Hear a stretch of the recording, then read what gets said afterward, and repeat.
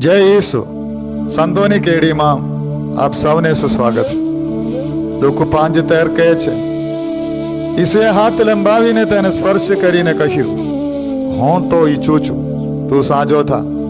અને તે જ ક્ષણે તેનો કોઠ મટી ગયો. આજે 10મી સપ્ટેમ્બર ધર્મસભા આજે ટોરન્ટોના સંત નિકોલાવોસનો તહેવાર ઉજવે છે. સંત નિકોલાવોસનો જન્મ ઈશ્વરની કૃપાથી થયો હતો, કારણ કે તેમના માતા પિતા આધેડ ઉંમરના હતા. તેઓ ઈશ્વરને નિરંતર પ્રાર્થના કરતા હતા અને પ્રાર્થનામાં ઈશ્વરની પાસે સંતાનની ભેટ માંગતા હતા. ત્યારે ઈશ્વરે તેમને આશીષ આપી અને સંત નિકોલાવોસનો જન્મ થયો.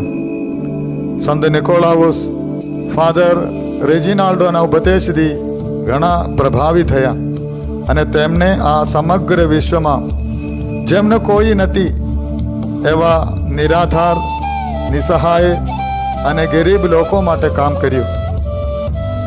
સંત નિકોલાવોસના સ્પર્શ માત્રથી ઘણા લોકો સાજા થતા હતા અને એમના ચમત્કારથી તેમણે પ્રભુની કૃપાને લોકો સુધી પહોંચાડી.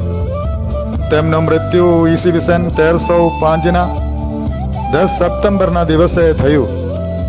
5 જૂન 1446માં સંત પોપ ચોથા યુજીને તેમને સંત જાહેર કર્યા.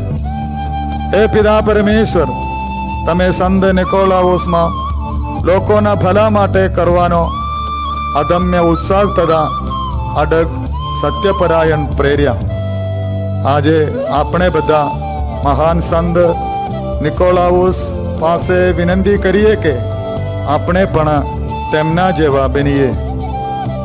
પ્રણામ મરિયા, કૃપાથી પૂર્ણ, પ્રભુ તારી સાથે છે. ભાગ્યવંત તું સ્ત્રીઓમાં અને ભાગ્યવંત તારા ઉદરનું ફળ ઈસુ. એ પવિત્ર મરિયા, પરમેશ્વરની માં, અમો પાપીઓને વાસ્તે વિનંતી કર, હમણાં અને અમારા મોતની વખતે. આમેન.